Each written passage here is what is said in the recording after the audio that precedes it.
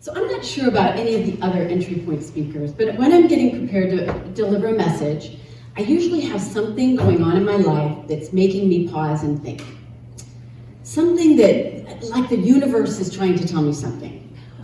Then I just have to figure out what the universe is trying to tell me and hope that it's going to be relevant for you as well. This message was no exception. There have been some things that I've been hearing about or experienced recently that have got me thinking and even questioning the impact of it on my life. One of those things is the fact that a friend of mine her and her husband are both retiring in the spring. They're talking about buying a van and traveling around the United States, sleeping in the van and living on the road. Now, I think this is remarkable for a couple of reasons. One, I love my husband very much, but I don't think we could do this without killing each other. Or at the very least, leaving the other one stranded at the restroom during a restroom break. Secondly, it is one thing to have a dream like this, to sell all your worldly belongings and hit the road, but it's another to make that happen, and I admire their devotion to this adventure. In preparation, they're downsizing big time. They're selling their house and many of those worldly possessions. They have purged, had multiple garage sales, and even given things to friends. I was walking through their garage recently and saw a flat screen television, and I said, "Are you selling that? How much?" And she said, "Take it, we want to get rid of it." Now, though I don't think of myself as a hoarder, talking with her about this made me think of the record collection and my college textbook sitting up in the attic. It's been a while. It made me think of the 8 and 16 millimeter movies, home movies that my dad had, and I haven't even had a projector for over 40 years. I think of the cute baby outfits that my boys wore when they were little. I'm not sure why I'm reluctant to give them up, maybe because I'm desperately trying to hold on to a piece of their childhood that went way too fast. I recently talked to Luke, my oldest son, about this. He has a degree in anthropology, and he called the study of stuff from today or modern times as modern archaeology, which made me wonder what the heck scientists digging up my stuff in the future would do. An overabundance of books, because although I never read a book twice, I want to hold on to the good ones, and there are a lot of good ones. And too many shoes for one person. Not because I'm the next Imelda Marcos, but because my feet are almost as wide as they are long, so when I find a pair of shoes that fit, I usually buy them. Another event that happened recently is also making me stop and think about the stuff in our lives. A friend and I had what I can only call the honor to clean the bedroom of another friend's son who had died in his sleep. In her grief, the mother couldn't step in the room, and she wanted a few things, but it was very clear that she wanted everything else gone. I didn't know the son at all, but I did get to know a version of who he was through his things. I have no idea if the perspective I had was even close, but it was a perspective. I really wanted to know the story about this huge video collection that included every genre imaginable. I saw that he kept the papers from his children and their scholastic achievements. I could tell that he was very proud of them, and he kept these papers that may be trash to everyone else, but they brought joy to him because they represented their high achievements. In the article, Why Do People Hold On to Stuff in Psychology Today, Marcia Sloman explains that the answer to that question is complicated because there are so many different kinds of stuff and so many different kinds of people. No two individuals are alike. No two situations are alike.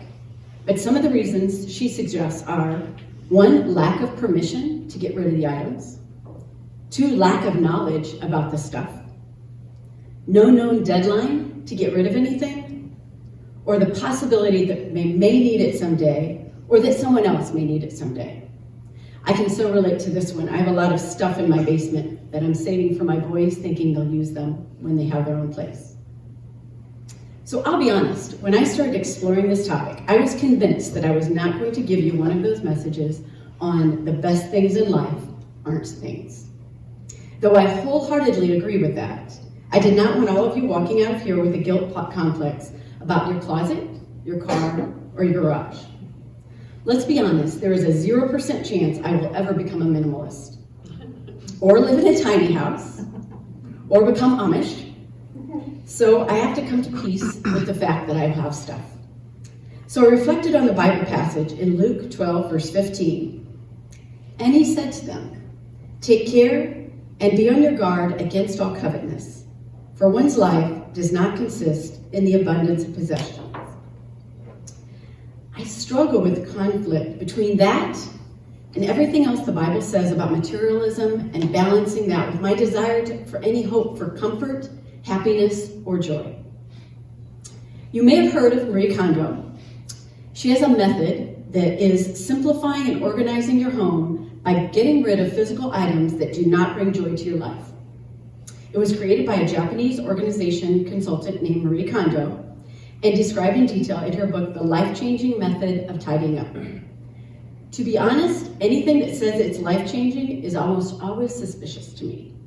So this concept of holding an item to see if it brings you joy, well, it's a bit strange to me. When I hold my toaster, it doesn't bring me joy, but I'm not going to throw it out. Same with the towels in my linen closet, my crock pot, my cleaning supplies, or my washer and dryer. You get the idea. Absolutely no joy, but they seem to be necessary, or at the very least, they bring an element of comfort or cleanliness into my life. C.S. Lewis, the author of such books as Chronicles of Narnia and Surprised by Joy, grew up being Christian, but his beliefs were challenged by the death of his mother, and he became a staunch atheist in his 20s. Over time and exploration, he went on to become one of the most influential Christian authors of all time. This transformation is largely attributed to the concept of joy. Lewis said this, "All joy reminds. It's never a possession, always a desire for something longer ago, or further away, or still to be." Reading this was a bit of a eureka moment for me. My attachment to some of my stuff is not about the value or importance of the item. The things that I hold dear are the things that bring back memories for me. I covet the memories, not the items. As C.S. Lewis says, I desire for something long ago. The baby outfits remind me of when my kids were younger and quite frankly nicer. Or something that is about to be, my kids moving out and starting their own independent lives. Luke and I recently went on vacation in Washington, D.C., where they have vast collections of stuff. They call them museums. People come from all over the world to see them. I am glad that someone thought enough to hold on to paintings by then unknown artists like Picasso, Degas, and Van Gogh. I am glad that they found and preserved a tiny carved ivory mammoth from 25,000 years ago in the Czech Republic so that I could see it. It was incredibly interesting to see a bicycle made by Orville and Wilbur Wright. And despite what it stood for when it was built in 1961, it was thrilling to see a piece of the Berlin Wall and deeply sad to see a piece of twisted metal from 9/11. It was moving and humbling to see hundreds of shoes from the Holocaust. I'm pretty sure that none of my stuff will ever become museum worthy. So someday I will give up the college textbooks. Even though they still symbolize the sacrifice and determination I made at that point in my life to be able to achieve my dreams and the dreams of my parents. The records are probably partially melted and no longer in working order since they have been moved house to house without regard to temperature control. But they represent memories of me and my friends dancing and laughing. Two things I love to do. The giant film canister full of 8 and 16 millimeter memories is not something I'm going to part with. Even though I've forgotten specifics on what is in there, just knowing that they're there makes me happy. Knowing that my dad loved his family so much that he captured moments of it on film makes me feel joyful. It doesn't seem joyful, but it really is. I swear. There was one thing that my adventurous downsizing friend had that I didn't want to be sold at a garage sale. She had a table, nothing elaborate or expensive, but it was nice. What is truly special about that table is that I have laughed at that table with her and my friends a lot. I have cried, we have hugged. So I asked her if she was getting rid of the table, And she said that her son wanted it because he had so many good memories that were made sitting around that table too. That made me happy. It is truly not about the collection of stuff as it is about the collection of memories. So Entry Point is a bit minimalist, don't you think? We don't have the extravagances of a normal church, like elaborate robes for Nancy, stained glass, fancy meeting rooms, or gilded crosses.